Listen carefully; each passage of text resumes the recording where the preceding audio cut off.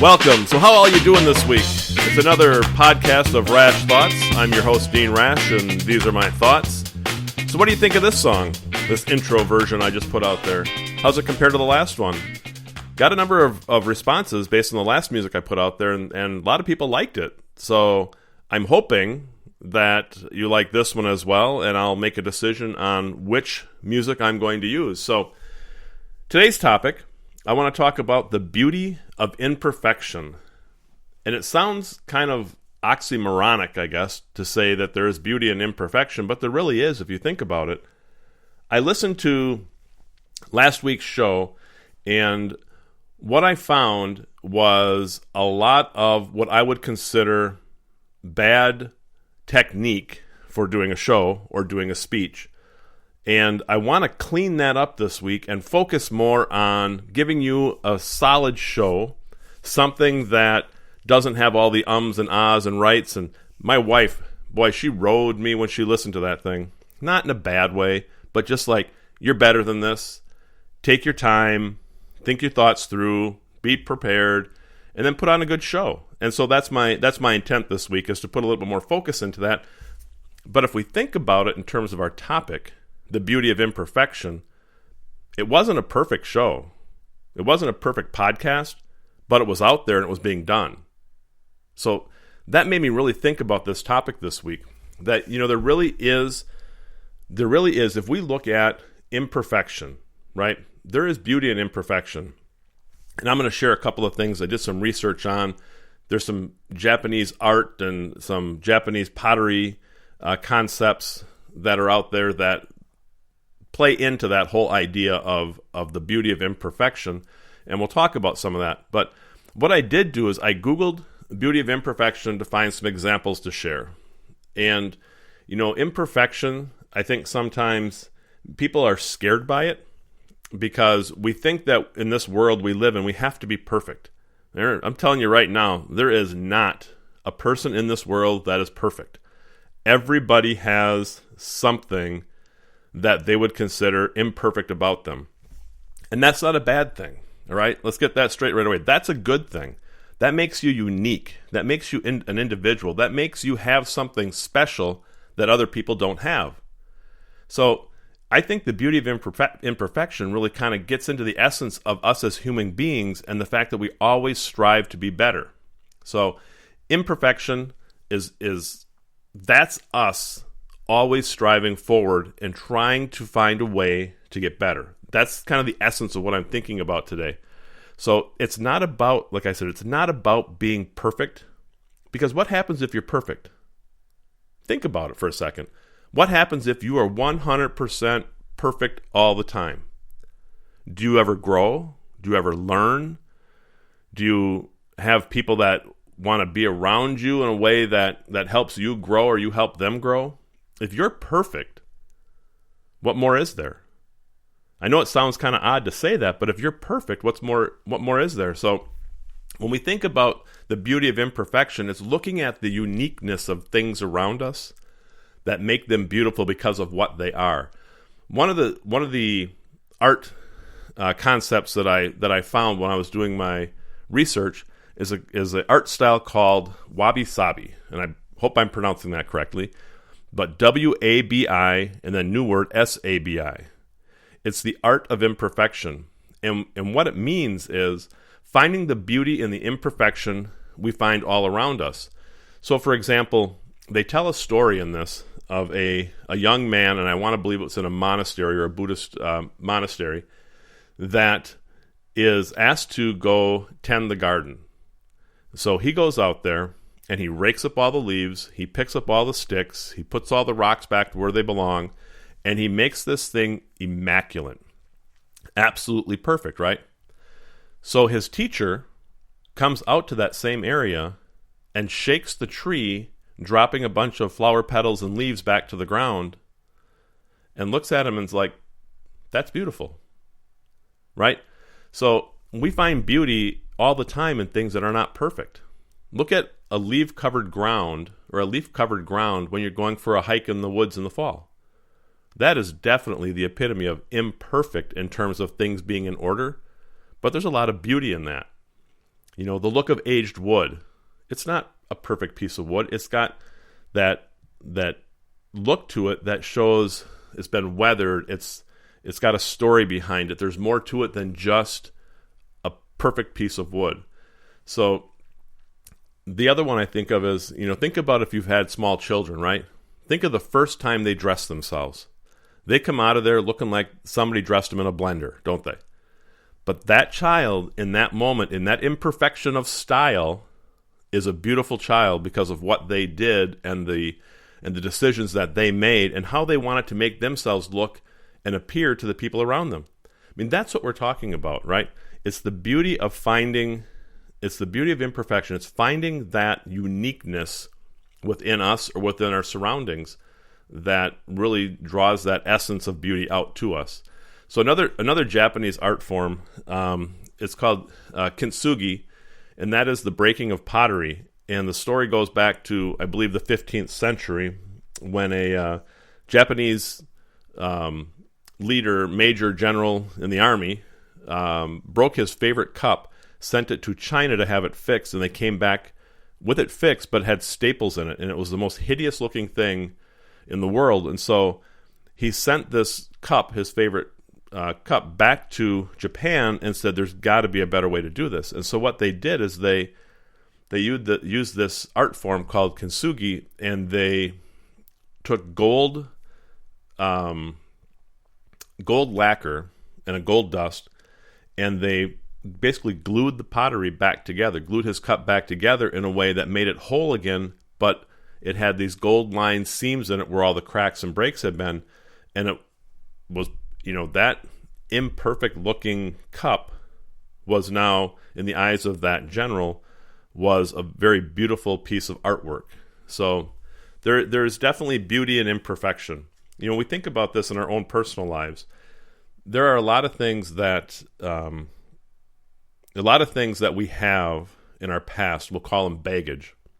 Those imperfections of our past, those things that we hang on to, those things that pull us down, those things that we dwell on that don't allow us to move forward. If we embrace those imperfections or that baggage or those idiosyncrasies even, and allow people to see them for what they are, our uniqueness and what makes us special and makes us beautiful, that is the essence of being unique, the beauty of imperfection, finding ways to set ourselves apart from other people. I haven't shared a whole lot about what makes up me, but for those that are listening that do know me already, you know that I had a very significant health issue in the past. And I had been diagnosed with acute myelogenous leukemia at the age of 19. And my doctor told me at that time that my chance for survival was pretty slim. I believe the numbers were somewhere between 10 and 15% to live the next 5 years. So I had a life expectancy of about age of 24, which was not what I was hoping for. My doctor was very aggressive with my treatment, got me into remission, and then sent me off to the University of Minnesota to have a bone marrow transplant done. And back in 1987, bone marrow transplants were still fairly new. There were some insurance companies that still felt that they were experimental and didn't cover them. Today, that treatment is very widely used and very successful, but back in the day, it was not. That story of my life is one of my gifts that I have, and it makes me unique. Now, it's not necessarily the path that I would have preferred to have gone, but in my way, it's what's a normal life. It's normal for me to think about at the age of 19 being diagnosed with leukemia, going through chemotherapy, radiation therapy, bone marrow transplant, 122 days in the hospital. That is normal life to me because I don't know any other way. But at the same time, for years, that was also my baggage. That was my crutch. That was my imperfection. That's what made me broken. That's what held me back, was the fact that I'm a leukemic. I'm a cancer patient. I'm a survivor. People won't understand me. People don't get me. People have no idea what it's like to be who I am or what I went through. And I focused on the wrong parts of that illness. I focused on the negative. I focused on the fact that it took away my athleticism and my track career. I focused on the fact that it took away a couple of years of my life in terms of treatments and living in the hospital and walking around with tubes in my chest for 2.5 years, not being able to necessarily associate with people the way I wanted to, people learning of what I had and steering clear of me because they thought I would die, not being able to find a girlfriend because they were nervous about the fact that I was so sick. There was a lot of baggage and a lot of hurt and a lot of anger and a lot of misunderstanding that came with being who I was. But it also made me a much better person, a much stronger person, and it took me years to fully understand that the illness that I went through wasn't a curse, but it was a blessing. And I can say that now. It's almost 30 years since I was diagnosed and treated, and I can say that now, but that part of my life, that rough spell, that defined my character. That helped me to understand who I could be, where I could go, how strong I was, how stubborn I was, which you can ask my kids and my wife. I would probably break a world record on stubbornness if it was ever a world record option. It also gave me a different view of the world. It gave me an understanding of how to be compassionate to anybody in any situation. Now, it wasn't like that when I was younger, shortly after treatments, within the first probably 5 to 8 years. I was kind of a little bit wild at that time, so I thought, what do I got to lose? You know, I'm dying anyway. Why care? Go out and do whatever you want. Live life. Have fun. I mean, I traveled around the world. I did things that I probably wouldn't have done without that illness. You know, so in a way, as I thought about it over the years, that illness really was a blessing to me. And I couldn't have done it any other way. And to me, that's normal life. That's normal to me. Is it perfect? No, hell no. Would I wish it upon anybody to have that same path I did? Absolutely not. It was rough. It was miserable at times. It was very, very scary. I never fully believed that I would die, but I also never fully believed that I was going to make it. And the reason for that is because most of the people that I met during my treatments never survived. And so as I got older, I also realized that I was burdened with survivor guilt. You know, why did I survive and Rose did not? You know, why did I survive and Ken did not? You know, it was one of those things that you just don't understand the why. Now, it is what it is, I guess, is kind of an easy way to say it. And I'd like to think that those families have healed and I know they miss their loved ones. And there's a reason why things happen. You know, why was I allowed to live? There's a plan, right? There's a plan. I don't know why exactly. However, I do know that I understand it's my mission and my passion and my goal to help you understand how important you are to this world, how your gifts and your passion and your vision are much needed by this world. And you're not going to do it correctly. Guarantee it. You're not going to do it perfectly. You're going to make mistakes. You're going to get upset. You're going to get frustrated. You're going to want to quit. You're going to want to give up. But you can't. And the reason why you can't is because you were given the gifts and the talents and the passion that you were given for a reason. And if you don't act on that, you are not being true to yourself, right? You know in your heart of hearts what you're supposed to do in this world. You know what you're good at. You know what drives you. You know what interests you. And you know how to make your world, your family, this community, whatever it is, you know how to make it better. So it's up to you to believe in yourself and make that happen, right? Don't sit back and go, well, you know, I'm not going to get it perfect. I'm not going to, you know, somebody can do it better than I can. No, they can't. You know, you're the one to do it. You're the one to step up and make this happen. Not necessarily me. I have my own set of skills and beliefs and positives that I can bring into this world, but I can't do the same thing you can do. We need you to step up. Does that make sense? And I don't know what's going through your head right now, but there might be some thoughts popping in like, you're right, I should have done X or I should have done Y, right? Write them down.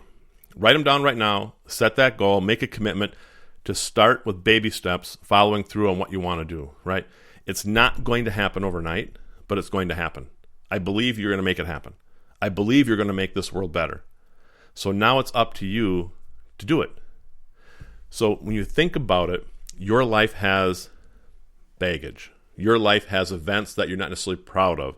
Your life has events that shaped you, made you stronger, made you better. Your life has a lot of positives, absolutely too, right? You have a lot of wins. You have a lot of wins.